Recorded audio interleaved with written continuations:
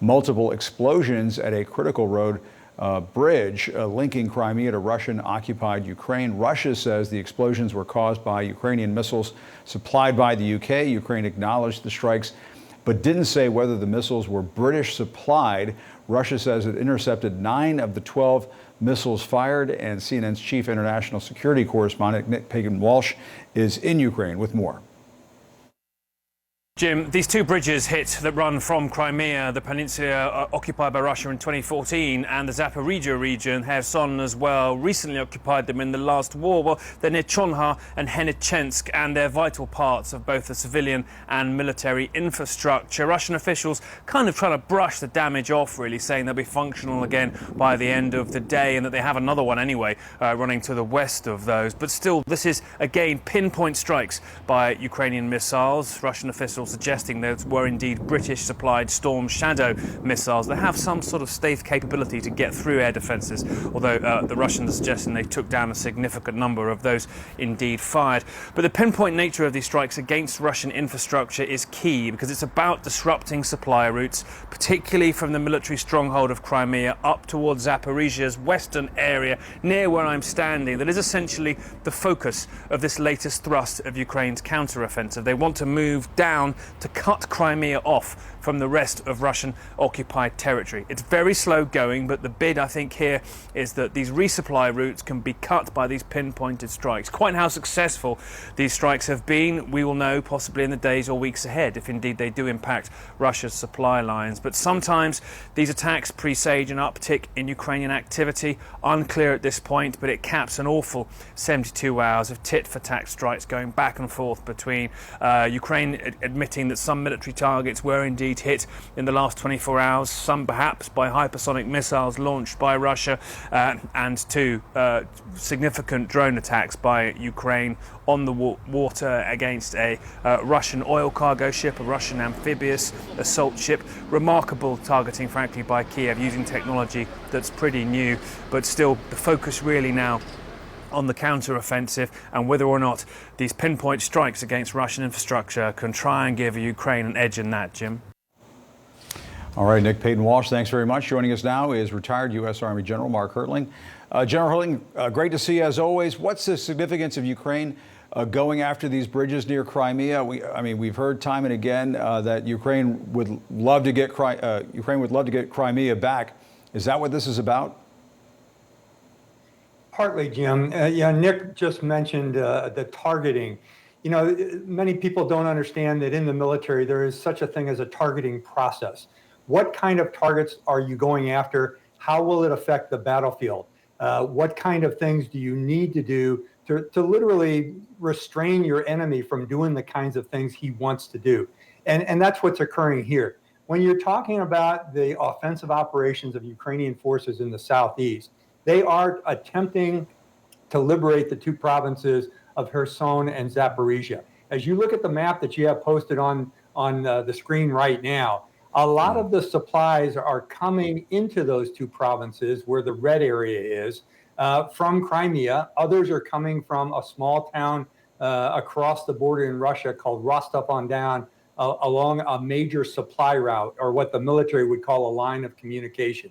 When you interrupt that passage of supplies, whether it be ammunition, food, resupply, personnel, equipment, arms, all of those things will hinder the defensive operations of Russia. And that's what I believe the Ukrainian main effort is not only to continue their offensive operation in a smaller way than anticipated and perhaps a little bit slower, but they're doing it by literally taking away the capability of Ukraine to Russia to reinforce and resupply their forces on the front lines. This is all critical.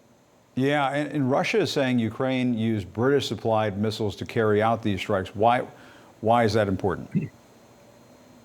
Yeah, it's important. The Storm Shadow missile that Nick just mentioned, it's very different than some of the other missiles that Ukraine has been firing. Primarily, it's not fired from the ground up into the air like a ballistic missile and then lands on a target somewhere down in enemy territory. It's shot from a Ukrainian aircraft, and it's a cruise missile. That means it has different types of guidance systems, GPS, inertial guidance, of terrain following. So it's a radar that follows the nap of the Earth, close to 100 to 200 meters above the ground. When you have that, it's difficult to detect by the Russians. It's also very difficult to shoot down. The key thing also is it has a range of about 150 miles, Jim. So this can hit those major ammo dumps, those resupply lines, the railroad transport lines, or the highways that most artillery can't hit, and you can hit it from behind the Ukrainian lines. So the airplanes that shoot them stay safe. They're not engaged by Russian air defense, and they can shoot from longer distances to hit the supply lines that are affecting the Russian military operations. Yeah, in general, this caught my eye yesterday. We were talking about it a little bit yesterday. I'm sure this caught your eye as well. We want to look at this video obtained by CNN that shows a Ukrainian sea drone attacking a Russian oil tanker on Saturday. What do you make of the use of this technology? It just seems more and more we're seeing the use of these drones. And it's kind of ingenious on the part of the Ukrainians because you don't really need much of a navy if you can use these sorts of Navy drones under the cover of darkness, I guess. Well, again, it's a requirement to get the right targeting to use these kind of systems, Jim.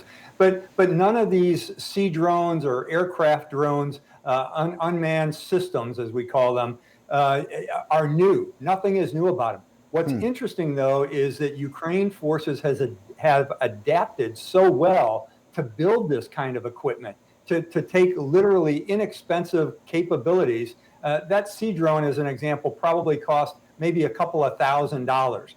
And Right. it's literally either damaging or destroying a ship that runs in the hundreds of millions, and it affects the Russian capability to defend the Black Sea. So that's, it's the return on the investment, first of all, but it's an adapting of a civilian type of capability, a remote controlled motorboat, basically, to strike a ship. And it's been fascinating to watch Ukraine adapt in many of these ways.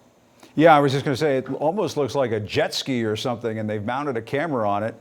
And I suppose it's being used for propaganda purposes as well, to tell the Russians, oh, by the way, we can just use this low-tech way of coming after your ships. Yeah, it's definitely psychological warfare. Russia, and it's not only psychological, it's physical, Jim, because Russia now realizes they have to defend in places they didn't anticipate defending in, hundreds of miles away from the territory of Ukraine, in the southeast sector of the Black Sea. That's almost 500 miles away from the coastline of Ukraine. When you endanger boats in those areas, main ships, with something like this small motorboat, it's really significant because Russia then has to calculate, gee, how do I defend that? And where do I take forces from other places in order to do that? So it's very challenging, both psychologically and physically, to do those things. Yeah, just fascinating video. I wanted to ask you about. All right, Lieutenant General Mark Hertling, great to see you as always. Thanks so much. Pleasure, Jim. Thanks.